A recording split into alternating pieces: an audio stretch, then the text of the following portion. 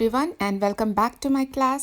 நம்ம பார்ட் 1 வீடியோவில் சார்லி எப்படி வழி மாறி கிராண்ட் சென்ட்ரல் ஸ்டேஷனில் இருக்க 3rd லெவலுக்கு போனாருன்னு பார்த்தோம். அங்கே இருக்க ஹால் எல்லாம் அவர் நமக்கு டெஸ்கிரைப் பண்ணார். இப்போ என்னாச்சுன்னு பார்க்கலாம். ஃபர்ஸ்ட் பார்ட் பார்க்காதவங்க அதோட லிங்க்கை டெஸ்கிரிப்ஷன் பாக்ஸில் கொடுத்துருக்கேன், பிளேலிஸ்ட்டில் இருக்குது, அங்கே போய் பாருங்கள். புதுசாக அந்த சேனலுக்கு வந்திருக்கவங்க கண்டிப்பாக சப்ஸ்கிரைப் பண்ணுங்கள், அப்போ தான் உங்களுக்கு நோட்டிஃபிகேஷன்ஸ் கரெக்ட் டைமுக்கு கிடைக்கும். There were brass spittoons on the floor, and across the station a glint of light caught my eye. A man was pulling a gold watch from his vest pocket. இப்போ அந்த 3rd லெவலில் Charlie என்னென்னலாம் பார்த்தாருன்னு நமக்கு டீட்டெயிலாக சொல்கிறாரு. அதெல்லாம் நல்லா ஞாபகம் வச்சுக்கோங்க. அங்கே ஒரு ஸ்பிட்டூன் இருந்திருக்கு. ஸ்பிட்டூன்னா அந்த காலத்தில் டொபாக்கோலாம் சாப்பிட்ற பழக்கம் இருக்கும். அதை மென்னுட்டு அதை துப்புறதுக்கு ஒரு பாத்திரம் வேணும் இல்லையா, எல்லா இடத்துலையும் துப்பிட முடியாது. அதனால ஸ்பிட்டூன் அப்படின்னு சொல்லிட்டு ஒரு பாத்திரத்தை வச்சு அதில் தான் துப்பணும் அப்படின்ட்டு அந்த காலத்தில் ஒரு ரூல் இருந்திருக்கு. அதை சார்லி அங்கே பார்க்குறாரு. அடுத்து திடீர்னு அவருக்கு ஒரு லைட் வெளிச்சம் மாதிரி தெரியுது. அது என்னன்னு பார்க்குறாரு.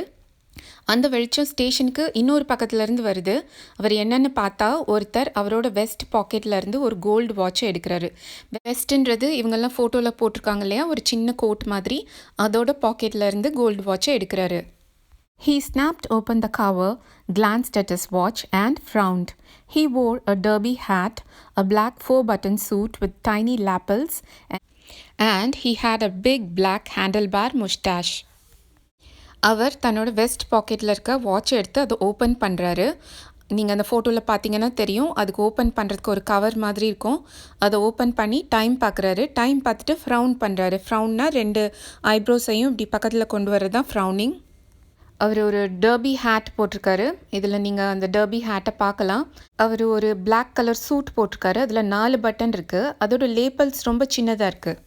லேப்பல் அப்படின்னா எப்படி ஷர்ட்டில் காலர் இருக்கோ அதே மாதிரி கோட்டில் கழுத்தை சுற்றி ஒரு மடிப்பு இருக்கும், அதுதான் லேப்பல். அது ரொம்ப சின்னதாக இருக்குது. இதெல்லாம் போக அவருக்கு ஒரு பெரிய கருப்பு மீசை இருந்தது, ஹேண்டில் பார் மாதிரி. மீசையை 2 பக்கமும் நல்லா முறுக்கி மேல் பக்கம் பார்த்துருக்க மாதிரி வச்சுருப்பாங்கல்ல, அதுதான் handle bar mustache. Then I looked around and saw that everyone in the station was dressed like 1890 something. அவரை சுற்றி அப்போ தான் பார்க்குறாரு. பார்த்தா அங்கே இருக்க எல்லாருமே 1890s எப்படி ட்ரெஸ் பண்ணியிருந்தாங்களோ அதே மாதிரி ட்ரெஸ் பண்ணியிருக்காங்க. இப்போ சார்லிக்கு ஒரே குழப்பமாக இருக்குது. உங்களுக்கு ஞாபகம் இருக்கா, அவர் ஒரு தடவை சொன்னார், I passed a dozen men who looked just like me அப்படின்னு. அவர் போட்டிருக்க ட்ரெஸ் மாதிரியே ஆல்மோஸ்ட் நிறைய பேர் போட்டிருந்தாங்க அப்படின்னு. ஆனால் இப்போ இங்கே எல்லோரும் வித்தியாசமாக ட்ரெஸ் போட்டிருக்காங்க. I never saw so many beards, sideburns and fancy mustaches in my life. அவர் இது வரைக்கும் இத்தனை தாடி, இத்தனை மீசை, இத்தனை சைட்பர்ன்னா கிருதான்னு சொல்லுவாங்க தமிழில், கொஞ்சம் லாங்காக வச்சுருப்பாங்க. அது இத்தனை இதை சேர்த்து இது வரைக்கும் நான் பார்த்ததே இல்லை அப்படிங்கிறாரு. A woman walked in through the train gate. She wore a dress with leg of mutton sleeves and skirts to the top of her high-buttoned shoes. இப்போ அங்கேருந்து லேடிஸ்லாம் எப்படி ட்ரெஸ் போட்டிருந்தாங்கன்னு சொல்கிறாரு. ஒரு லேடி ட்ரெயின் கேட் வழியாக வந்தாங்களாம். ட்ரெயின் கேட் அப்படின்னா நம்ம ticket எடுத்துகிட்டு அந்த பிளாட்ஃபார்முக்குள்ளே போகிறதுக்கு முன்னாடி ஒரு கேட் மாதிரி இருக்கும், அது வழியாக போகணும். திரும்ப நம்ம ட்ரெயின்லேருந்து இறங்கி வரும்போதும் அதை பாஸ் பண்ணி தான் வரணும். அது ஏன் வச்சுருக்காங்கன்னா மெயினாக நம்ம டிக்கெட் எடுத்துருக்கோமான்றதை செக் பண்ணுறதுக்காக. அவங்க போட்டிருந்த ட்ரெஸ்ஸோட ஸ்லீவ்ஸ் எப்படி இருந்ததுன்னா லெக் ஆஃப் மட்டன் ஸ்லீவ்ஸ். இந்த ஃபோட்டோவில் நீங்கள் பார்க்கலாம். கை கொஞ்சம் மேலே புஷ்ன்னு இருக்கும், அப்புறம் போக போக டேப்பரிங்காக கொஞ்சம் ஒல்லியாகிட்டே வரும். அவங்க போட்டிருந்த ஸ்கர்ட் அவங்களோட ஹை பட்டன்ட் ஷூஸோட டாப் வரைக்கும் இருந்தது. Back of her, out of the tracks, I caught a glimpse of a locomotive, a very small Currier and Ives locomotive with a funnel-shaped stack, and then I knew. அந்த லேடிக்கு பின்னாடி பார்த்தா ஒரு locomotive, ஒரு அந்த கால train வந்துட்டுருக்கு. அதை பார்த்தோன்னா அவருக்கு புரிஞ்சிடுது. கரியர் அண்ட் ஐவ்ஸ் அப்படின்றது அந்த காலத்தில் பிரிண்டிங் கம்பெனியாக இருந்தது. அவங்க நிறைய ஃபோட்டோஸ், பெயிண்டிங்ஸ் எல்லாம் பிரிண்ட் பண்ணுவாங்க. இப்போ நம்ம ஏதாவது ஒரு பழைய விஷயத்தை பார்த்தோன்னா சொல்லுவோம் இல்லையா, பிளாக் அண்ட் ஒயிட் படத்தில் வந்த மாதிரி இருக்குது அப்படின்னு. அது மாதிரி கரியர் அண்ட் ஐவ்ஸ்னால் அந்த காலத்தை சேர்ந்த அப்படின்னு அர்த்தம். ரயில்வே ஸ்டேஷன் வேறு மாதிரி இருக்கலாம், வேறு மாதிரி ட்ரெஸ் போட்டிருக்கலாம், ஆனால் ட்ரெயினே வேறு மாதிரி இருந்தால் அந்த ட்ரெயின் என்ஜினுக்கு மேலே ஒரு ஃபனல் மாதிரி இருக்குது, கரி என்ஜின்னு சொல்லுவாங்க. To make sure, I walked over to a newspaper boy and glanced at the stack of newspapers at his feet. இப்போ சார்லிக்கு ஓரளவுக்கு புரிஞ்சிருச்சு நம்ம டைம் ட்ராவல் பண்ணி 1890க்கு வந்துட்டோம் அப்படின்ட்டு. இருந்தாலும் கன்ஃபார்ம் பண்ணிக்கிறதுக்காக பக்கத்தில் இருக்க நியூஸ் ஸ்டாண்டுக்கு போய் அங்கே இருக்க நியூஸ் பேப்பர் பாய் கால் கிட்ட வச்சுருக்க நியூஸ் பேப்பரை படித்து பார்க்குறாரு. It was The World, and The World hasn't been published for years. The lead story said something about President Cleveland. அந்த நியூஸ் பேப்பரில் த வேர்ல்டு அப்படின்னு போட்டிருக்கு. த வேர்ல்டு நியூஸ் பேப்பர் ரொம்ப காலமாக வர்றதே இல்லை. அதுவும் பிரசிடெண்ட் கிளீவ்லண்ட் பற்றி நியூஸ் போட்டிருக்கு. I've found that front page since in the public library file and it was printed June 11th, 1894. இந்த நியூஸ் பேப்பரை அவர் பப்ளிக் லைப்ரரியில் தான் பார்த்துருக்காரு. அந்த நியூஸ் பேப்பரில் என்ன date போட்டிருக்குன்னா June 11, 1894. I turned toward the ticket windows knowing that here on the third level at Grand Central I could buy tickets that would take Louisa and me anywhere in the United States we wanted to go. இதெல்லாம் பார்த்த உடனே சார்லிக்கு நல்லா புரிஞ்சிருது. அவர் ticket கவுண்டரை நோக்கி போகிறாரு. இந்த grand central railway ஸ்டேஷனில் இருக்க தேர்ட் லெவலில் அவரும் லூயிஸாவும் யுனைடெட் ஸ்டேட்ஸில் இருக்க எந்த இடத்துக்கு வேணாலும் போகலாம். In the year 1894, and I wanted 2 tickets to Galesburg, Illinois. அதுவும் பாஸ்டில் 1894ல் அவர் இல்லனாய்ல இருக்க கேல்ஸ்பர்குக்கு 2 டிக்கெட் வாங்க விரும்புகிறாரு. Have you ever been there? It's a wonderful town still, with big old frame houses, huge lawns, and tremendous trees whose branches meet overhead and roof the streets. நீங்கள் எப்போயாவது இல்லனாயில் இருக்க கேல்ஸ்பர்க் போயிருக்கீங்களா அப்படின்னு கேட்குறாரு. இல்லனாய்ங்கிறது யுஎஸோட ஒரு ஸ்டேட். மொத்தம் 50 ஸ்டேட்ஸ் இருக்குது. அதில் ஒரு ஸ்டேட் தான் இல்லனாய். அங்கே இருக்க கேல்ஸ்பர்க். அது இப்போ கூட ரொம்ப அழகான ஒரு இடம். அங்கே பெரிய பெரிய மர வீடுகளை நீங்கள் பார்க்கலாம். பெரிய லான்ஸ் இருக்கும். லான்ஸ் அப்படின்னா வீட்டுக்கு வெளியில் புல் வளர்த்து அதை நல்லா கட் பண்ணி அதை மெயின்டைன் பண்ணி வச்சுருப்பாங்க. அந்த தெருவில் பெரிய பெரிய மரங்கள் வளர்ந்து 2 பக்கம் இருந்தும் மேலே பிரான்ச்சஸ் ஒன்றா சேரும். அப்படி ஒன்றா சேர்ந்து அது அந்த ஸ்ட்ரீட்டுக்கே ஒரு ரூஃப் மாதிரி ஒரு கூரை மாதிரி இருக்கும் பார்க்குறதுக்கு. And in 1894, summer evenings were twice as long and people sat out on their lawns, the men smoking cigars and talking quietly and the women waving palm leaf fans with the fireflies all around in a peaceful world. இப்போ இருக்கிறத விட summer evening லாங்காக இருக்கும் அப்படின்னா அவங்க meet பண்ணி பேசுகிற நேரம் நிறையா இருக்கும். அவங்களுக்கு நிறைய பேசுகிறதுக்கு டைம் இருக்கும். எல்லோரும் வீட்டுக்கு வெளியில் அவங்கவுங்க லானில் உட்காந்துருப்பாங்க. மென் வந்து சிகார் ஸ்மோக் பண்ணிகிட்ருப்பாங்க. சிகார்னால் சுருட்டு. டாக்கிங் குவாய்ட்லினா அமைதியாக பேசிகிட்டு இருப்பாங்க. விமன் என்ன பண்ணுவாங்கன்னா பாம் லீஃப் ஃபேன்ஸ், பனை ஓலை விசிறி இருக்கும்ல, அதை வச்சு விசிறிட்டே பேசிகிட்டு இருப்பாங்க. அவங்கள சுற்றி ஃபயர் ஃப்ளைஸ் எல்லாம் இருக்கும். அது ஒரு ரொம்ப அமைதியான உலகம். ஃபயர்ஃப்ளைஸ்னா மின்மினி பூச்சி. To be back there with the First World War still 20 years off and World War II over 40 years in the future, I wanted 2 tickets for that. இப்போ மட்டும் சார்லி 1894க்கு போயிட்டா எவ்வளோ நல்லாயிருக்கும். ஃபர்ஸ்ட் வேர்ல்டு வார் 1914ல் வந்தது. அதாவது ஃபர்ஸ்ட் வேர்ல்டு வார் ஆரம்பிக்கிறதுக்கு 20 இயர்ஸ்க்கு முன்னாடி. செகண்ட் வேர்ல்டு வார் ஆரம்பிக்கிறதுக்கு இன்னும் 40 இயர்ஸ் இருக்குது. அதனால எனக்கு அங்கே போகிறதுக்கு 2 டிக்கெட் வேணும் அப்படின்னு நினைக்கிறாரு. The clerk figured the fare.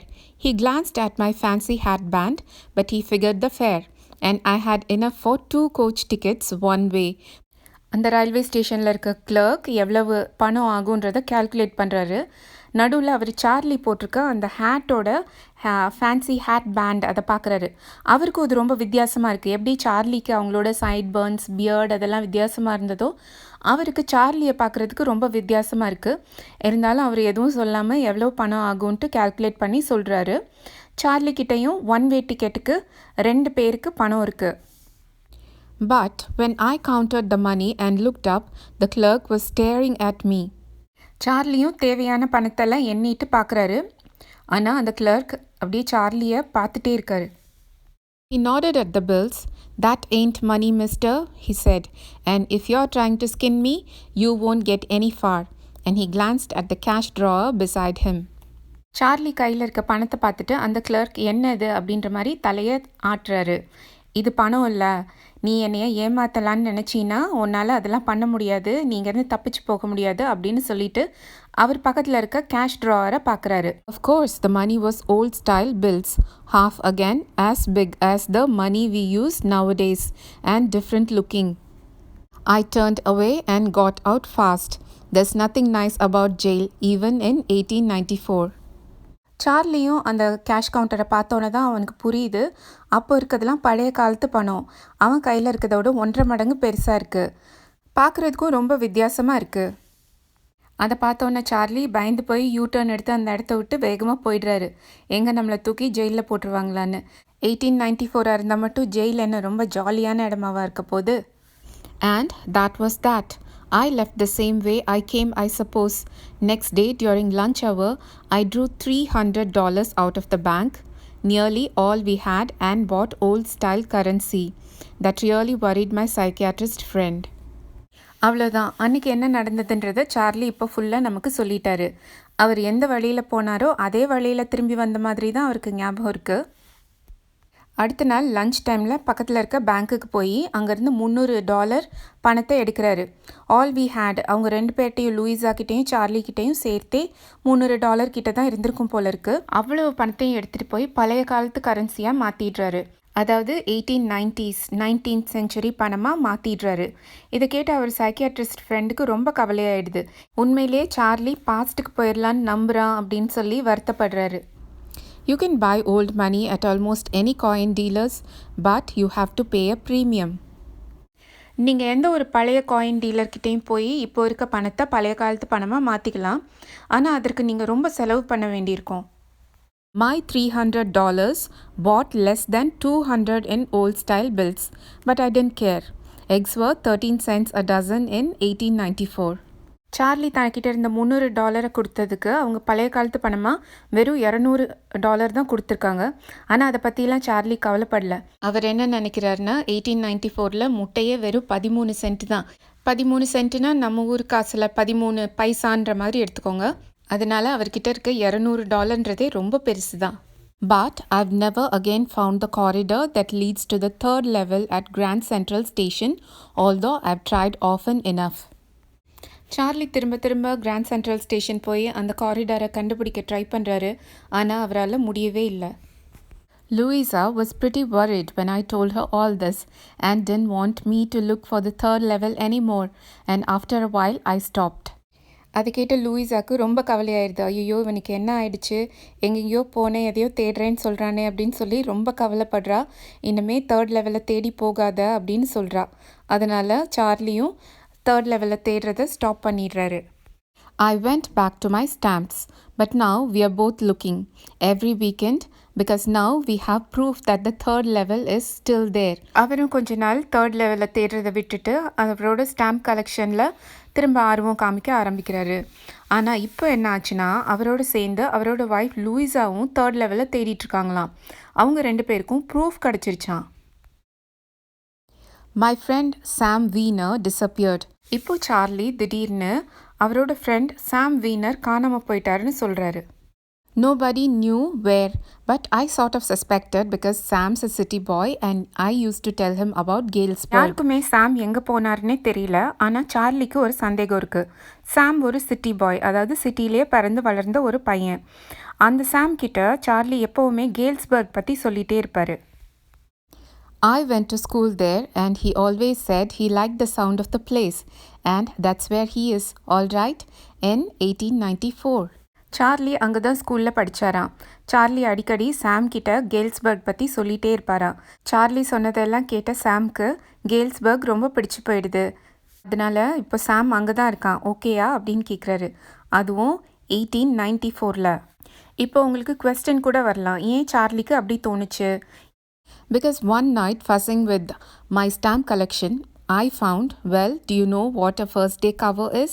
Because ஏன் சார்லிக்கு அப்படி தோணுச்சுன்னா, ஒரு நாள் ராத்திரி அவரோட ஸ்டாம்ப் கலெக்ஷன்லாம் எடுத்து வச்சு பார்த்துட்ருக்காரு. அப்போது அவருக்கு ஒரு இது கிடைக்கிது, ஐ ஃபவுண்ட். ஆனால் என்னன்னு சொல்ல மாட்டேங்கிறாரு. நம்மக்கிட்ட ஒரு கொஸ்டின் கேட்குறாரு, ஃபர்ஸ்ட் டே கவர்னால் என்னன்னு தெரியுமா? When a new stamp is issued, stamp collectors buy some stamp collecting hobby இருக்கவங்க என்ன பண்ணுவாங்கன்னா, போஸ்டல் டிபார்ட்மெண்ட் புதுசாக ஏதாவது ஒரு ஸ்டாம்பை இஷ்யூ பண்ணிச்சுன்னா அன்னைக்கே போய் வாங்கிடுவாங்க. And use them to mail envelopes to themselves on the very first day of sale. And the postmark proves the date. அப்புறம் என்வெலோப்ஸ் பேப்பர் கவர்ஸ் இருக்கும் இல்லையா, அதில் அந்த ஸ்டாம்பை ஒட்டி அவங்களோட அட்ரஸையே எழுதி அவங்க வீட்டுக்கே அதை போஸ்ட் பண்ணியிருப்பாங்க. அப்போது போஸ்ட் ஆஃபீஸில் சீல் குத்துவாங்க. அந்த சீலில் அன்னைக்கு டேட் இருக்கும். அது வந்து ஒரு ப்ரூஃப் மாதிரி, அன்றைய தேதியில் ஃபர்ஸ்ட் டே அவங்க அந்த ஸ்டாம்பை வாங்கியிருக்காங்கன்றதுக்கு அது ஒரு ப்ரூஃப். அந்த அளவுக்கு ஸ்டாம்ப் கலெக்டிங்கில் ரொம்ப தீவிரமாக இருந்திருக்காங்க. இப்போல்லாம் நம்ம போஸ்ட் ஆஃபீஸில் போய் ஸ்டாம்பும் வாங்குறது கிடையாது, லெட்டரும் எழுதுறது கிடையாது. The envelope is called the first day cover. They are never opened. You just put blank paper in the envelope. அதற்கு பேர் தான் ஃபர்ஸ்ட் டே கவர். அதுக்குள்ளே ஒன்றும் இருக்காது, சும்மா ஒரு blank பேப்பர் தான் வச்சு வீட்டுக்கு அனுப்பியிருப்பாங்க. அதனால யாரும் அந்த கவரை பிரித்து அதுக்குள்ளே என்ன இருக்குன்னுலாம் பார்க்க மாட்டாங்க. At night, among my oldest first day covers, I found one that shouldn't have been there. But there it was. அங்கே அந்த மாதிரி ஒரு ஃபர்ஸ்ட் டே கவர் இருந்தது. அது அங்கே இருக்கவே கூடாது, ஆனால் அது இருந்தது. It was there because someone had mailed it to my grandfather at his home in Galesburg. அது ஏன் அங்கே இருந்ததுன்னா, வேறு யாரோ அவரோட தாத்தா அட்ரஸை போட்டு தாத்தா வீட்டுக்கு அந்த ஃபர்ஸ்ட் டே கவரை அனுப்பி வச்சுருக்காங்க. That's what the address on the envelope said, and it had been there since July 18, 1894. அதுலேருந்து டேட் பார்த்தா July 18, 1894. அந்த டேட்லேருந்து அந்த கலெக்ஷனில் தான் அந்த ஃபர்ஸ்ட் டே கவர் இருந்திருக்கு. The postmark showed that, yet I didn't remember it at all. The stamp was 6 cent, dull brown with a picture of President Garfield. ஆனாலும் சார்லிக்கு அதை பார்த்த மாதிரி ஞாபகமே இல்லை. அந்த லெட்டரை பார்க்குறாரு, அதில் ஒரு 6 சென்ட் ஸ்டாம்ப் ஒட்டியிருக்கு, டல் ப்ரௌன் கலரில் இருக்குது. அந்த ஸ்டாம்பில் பிரசிடென்ட் கார்ஃபீல்டோட பிக்சர் இருக்குது. Naturally, when the envelope came to Granddad in the mail, it went right into his collection and stayed there till I took it out and opened it. அவங்க தாத்தா அவருக்கு ஏதாவது ஒரு first day cover அனுப்பிட்டாலோ இல்லை வேறு யாராவது அனுப்பினாலோ அதை என்ன பண்ணுவார்னா, பிரித்து பார்க்காம அப்படியே அவரோட கலெக்ஷனில் வச்சுடுவார். ஆனால் சார்லிக்கு ஒரே ஆச்சரியமாக இருக்குது. என்னடா அது, இவ்வளோ நாளாக அது இங்கே இல்லவே இல்லை, இப்போ புதுசாக ஏதோ வந்திருக்கே அப்படின்னு அதை பிரித்து பார்க்குறாரு. Paper inside wasn't blank. It read. அந்த ஃபர்ஸ்ட் டே கவர்க்குள்ளே இருந்த பேப்பர் blank பேப்பராக இல்லை, அதில் ஏதோ எழுதியிருந்தது. என்ன எழுதியிருந்ததுன்னா, 941 Wilward Street, Galesburg, Illinois, July 18, 1894. அவங்க தாத்தாவோட வீட்டு அட்ரஸும் அது எந்த தேதியில் அனுப்பப்பட்டதோ அதுவும் அதில் எழுதியிருந்தது. Charlie, I got to wishing that you were right. Then I got to believing you were right. And Charlie, it's true. I found the 3rd level. I've been here 2 weeks, and right now, down the street at the Dailies, someone is playing a piano, and they're all out on the front porch singing, seeing Nellie home, and I'm invited over for lemonade. Come on back, Charlie and Louisa. Keep looking till you find the 3rd level. It's worth it, believe me. அந்த letter கூட சார்லின்னு ஆரம்பிக்குது. சார்லிக்கு தான் அந்த லெட்டரே எழுதியிருக்காங்க, ஆனால் அவங்க grandfather வீட்டு அட்ரஸ்க்கு அனுப்பியிருக்காங்க. I got to wishing that you were right. நீ சொன்னதெல்லாம் உண்மையாக இருக்கணும்னு நான் ஆசைப்பட்டேன். அப்புறம் நீ சொன்னதெல்லாம் உண்மையாக தான் இருக்கணும்னு நான் நம்ப ஆரம்பித்தேன். சார்லி, நீ சொன்னதெல்லாம் உண்மைதான். நான் 3rd லெவலில் கண்டுபிடிச்சிட்டேன். நான் இங்கே 2 வாரமாக இருக்கேன். இங்கேன்றது அவர் கேல்ஸ்பர்க் தான் சொல்கிறாரு. இப்போது அந்த தெரு கடைசியில் டெய்லிஸில் யாரோ பியானோ வாசிச்சிட்ருக்காங்க. எல்லாரும் அவங்க வீட்டு வாசலில் உட்காந்து சீயிங் நெல்லி ஹோம் பாட்டு பாடிட்டுருக்காங்க. போர்ச்சுன்னா வீட்டு வாசலில் உட்காந்து பேசுகிறதுக்கு ஒரு சின்ன சிட் அவுட் மாதிரி கட்டியிருப்பாங்கல்ல, அதுதான். I'm invited over for lemonade. என்னை லெமனேட் குடிக்கிறதுக்கு கூப்பிட்ருக்காங்க. சார்லி, நீங்கள் வந்துரு. நீயும் லூயிஸாவும் இங்கே வந்துருங்க. 3rd லெவல் கிடைக்கிற வரைக்கும் விடாதீங்க, தேடிட்டே இருங்க. அது கண்டிப்பாக ஒர்த்தாக இருக்கும். இப்படியெல்லாம் அந்த நோட்டில் எழுதியிருக்கு. The note is signed Sam. கீழே சாம்னு சைன் போட்டிருக்கு. அதை எழுதுனது சாம். எல்லோரும் காணாமல் போயிட்டாருன்னு தேடிட்டு இருந்தாங்கல்ல, அதே சாம் தான். அவர் தான் டைம் ட்ராவல் பண்ணி 1894க்கு போய் ஸ்டாம்ப் வாங்கி அதை அவங்க தாத்தா வீட்டுக்கு அனுப்பி அந்த ஸ்டாம்ப், அந்த லெட்டர் எல்லாம் இப்போது சார்லிக்கு கிடச்சிருக்கு. At the stamp and coin store I go to, I found out that Sam bought $800 worth of old style currency. இப்போ சார்லி ஏற்கனவே போன ஸ்டாம்ப் அண்ட் காயின் ஸ்டோருக்கு போய் சாமை பற்றி விசாரிக்கிறாரு. அங்கே அவருக்கு சாம் $800க்கு ஓல்டு கரன்சி மாற்றினது தெரியுது. That ought to set him up in a nice little hay, feed and grain business. He always said that what he really wished he could do, and he certainly can't go back to his old business. இப்போ சார்லியை guess பண்ணிக்கிறாரு. அந்த $800 வச்சு அவர் கேல்ஸ்பர்கில் வைக்கோல், தீனி, தானியங்கள்லாம் விற்கிற business பண்ணலான்னு. நம்ம சொல்லுவோம் இல்லையா, இங்கே வேலை பார்க்குறதுக்கு ஊரில் போய் புண்ணாக்கு கடை வச்சுக்கலாம், இல்லைன்னா மாடு மேய்க்கலான்னு சொல்லுவோம்ல, அந்த வேலை பார்க்க போயிட்டாரு. In Galesburg, Illinois in 1894, his old business, why Sam was my psychiatrist. ஏன்னா சாமால அவரோட பழைய பிஸ்னஸ் நியூயார்க்கில் என்ன பண்ணிட்டு இருந்தாரோ அந்த வேலையை கேல்ஸ்பர்கில் போய் 1894 பண்ணவே முடியாது. இங்கே தான் ட்விஸ்டே வருது. ஏன்னா சாம் தான் சார்லியோட சைக்கியாட்ரிஸ்ட். இப்போ உங்ககிட்ட இந்த கதையை நீங்கள் நம்புறீங்களா, இல்லை சார்லி சும்மா இமேஜின் பண்ணிகிட்ருக்காரான்னு கேட்டால் நீங்கள் என்ன எழுதுவீங்க? இந்த ஸ்டோரி ஒரு ஃபிக்ஷன். இந்த ரைட்டர் ரொம்ப கன்வின்சிங்காக எழுதியிருக்காரு. அவர் நிறைய ப்ரூஃப்ஸ் கூட கொடுத்துருக்காரு. அந்த லெட்டர், அப்புறம் அந்த காயின் ஸ்டோரில் போய் சார்லி கேட்கும் போது $800 மாற்றிருக்காங்க அப்படின்லாம். அதனால ஒரு பக்கம் நம்மளுக்கு நம்புகிற மாதிரி தான் இருக்குது. உங்களுக்கு என்ன தோணுதோ அதை கன்வின்சிங்காக எழுதிருங்க. இந்த கதை உங்கள் எல்லாருக்கும் நல்லா புரிஞ்சிருக்கும்னு நம்புகிறேன். For more such videos, hit the subscribe button, keep the bell icon on, like the video and share the video with your classmates. See you in next class.